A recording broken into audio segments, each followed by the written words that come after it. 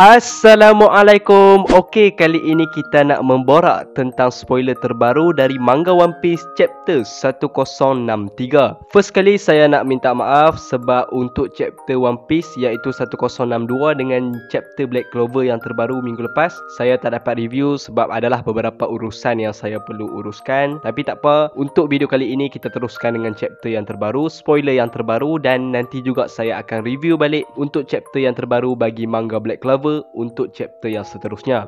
Walaupun chapter pada minggu lepas taklah begitu hype tara mana sangat kerana kita hanya mengetahui beberapa info sahaja yang cukup menarik jugalah bagi saya, iaitu berkenaan tentang Vegapunk yang ada 6 jenis. Tapi pada chapter kali ini saya ingat pada awalnya ia masih tidak hype seperti mana yang kita sangkakan.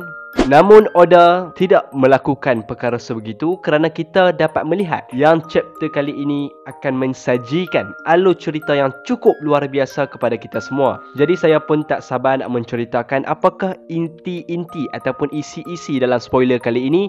Jadi jom teruskan dengan spoiler manga One Piece chapter 1063. Judul untuk chapter kali ini telah diberi judul, saya baca dalam bahasa Melayu lah, iaitu Satu-Satunya Keluargaku. Cover page untuk chapter kali ini kita dapat melihat yang Cracker yang berada dalam keadaan membeku dan Broly yang sedang menangis disebabkan keadaan seperti itu. Dan kita dapat lihatlah yang Broly mengatakan puding telah pun dicolek. Lalu spoiler yang pertama kita dapat melihat yang Luffy, Chopper, Jinbe dan Bonnie mengganti pakaian mereka dengan mesin khas ataupun alat khas dari Vegapunk. Luffy, Chopper dan Bonnie memakai pakaian futuristik dan Jinbe pula memakai pakaian Hawaii. Lalu kita dapat melihat yang mereka bertemu dengan Kuma, tapi ni bukan Kuma yang sebenar, Kuma yang robot. Sebab kita dapat lihat yang Kuma kali ini ianya berbeza sikit dengan Kuma yang asli. Jadi dari spoiler ini ia mengatakan ia adalah Kuma yang bukan original lah, iaitu yang robot punyalah. Dan dikatakan Kuma itu memakai kacamata hitam yang bulat dan memiliki bahu robot. Kemudian Kuma tersebut telah menyerang mereka, iaitu Luffy, dan kita dapat melihat yang Luffy cuba untuk meninju Kuma tersebut. Tapi seperti mana yang kita tahu, Bonnie kan adalah anak dari Kuma. Jadi Bonnie pun dia menghentikanlah pergerakan Luffy tersebut supaya Luffy tidak mampu untuk menyerang Kuma. Dan kita juga dapat melihatlah yang Bonnie telah berkata kepada Luffy yang Kuma adalah ayah kandungnya dan satu-satunya keluarganya.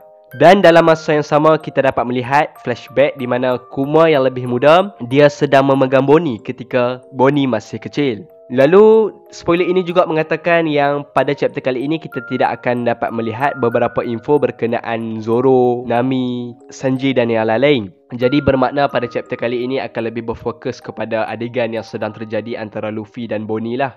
Lalu kita berpindah ke adegan yang semakin seru, semakin luar biasa, semakin hype-nya yang akan kita dapat pada chapter kali ini, di mana sekali lagi Oda menunjukkan karakter yang jarang-jarang ditunjukkan, pergerakan yang jarang-jarang ditunjukkan, tapi Oda masih mahu memastikan yang chapter kali ini begitu hype, iaitu Oda menunjukkan kepada kita pergerakan yang sedang dilakukan oleh Kurohige ataupun juga dikenali sebagai Blackbeard. Jadi dekat sini kita dapat melihatlah yang Blackbeard bersama krunya, iaitu Jesus Burgess, Van Ager, Doc Q dan Stronger. Semuanya dikatakan memiliki kekuatan Akuma no Mi.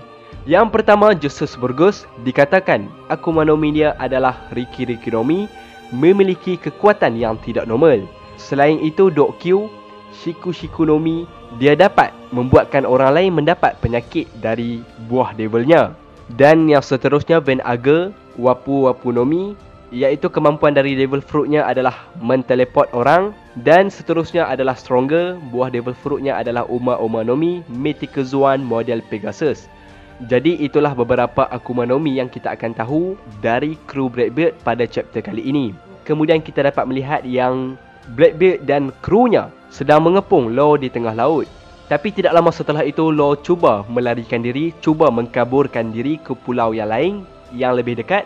Tapi Van Ager telah menteleport Burgess terlebih dahulu ke tempat tersebut. Dan Burgess juga telah mengangkat seluruh gunung di pulau tersebut dan melemparkannya ke arah Law. Dan kita dapat lihatlah yang Don Q dengan Stronger terlihat bersama Blackbeard sambil Blackbeard berada di atas mereka berdua. Doc Q juga telah menggunakan kekuatannya untuk mengubah Law menjadi wanita hanya untuk sesaat. Tetapi kita dapat lihatlah yang Law telah menggunakan hakinya untuk mematahkan kekuatan penyakit Dok Q tu. Dan Law pun berkatalah yang semua itu tidak akan berkesan ke atasnya kerana dia mempunyai haki yang cukup kuat dan dengan haki itu dia mampu menghalang kekuatan Akuma no Mi ni. Dan Law juga pun ada katalah yang dia telah belajar semua ini sejak perlawanan dia melawan Kaido dan Big Mom. Lalu selepas tu kita dapat lihat yang Blackbeard telah muncul di hadapan Law dan Blackbeard pun ada katalah dari 3 kapten tersebut iaitu Luffy, Law dan Kid, salah seorang mereka mesti akan menghadapinya iaitu Blackbeard selepas mengalahkan Kaido dan Big Mom. Sebabkan kita tahu apabila Law, Kid dan Luffy telah mengalahkan Kaido dan Big Mom, mereka ni akan dapat beberapa manfaat, beberapa kelebihan lah, di mana salah satunya mereka akan mempunyai poneglyph. Jadi disebabkan inilah Blackbeard dia cuba untuk mengalahkan Law kerana dia ingin mendapatkan poneglyph tersebut. Dan kita dapat lihatlah di halaman terakhir, Blackbeard dan Law sedang bersedia untuk bertarung antara satu sama lain. Dan Law pun berkatalah yang dia bersedia dan dia pastikan yang dia tidak akan kalah dengan Blackbeard ni. Untuk info tambahan, tiada break untuk minggu depan, jadi kita akan dapat lihat chapter yang terbaru, chapter 1064 pada minggu hadapan. Dan itulah beberapa spoiler yang saya dapat berikan untuk sementara ini, di mana kita akan dapat melihat perlawanan yang akan terjadi antara Trafalgar di Waterloo melawan kru Blackbeard. Jadi kalau korang ada pendapat untuk chapter kali ini, untuk spoiler kali ini, korang boleh drop lah komen korang semua dekat bawah. Sebab bagi saya chapter ni cukup luar biasa, kerana sebelum ni kita dah tahu yang Blackbeard serang pulau buah Hancock semua tu kan. Kita dah dapat beberapa info berkenaan Blackbeard. Jadi saya ingat Oda dah tak tunjuk lah beberapa info berkenaan Kurohige ni.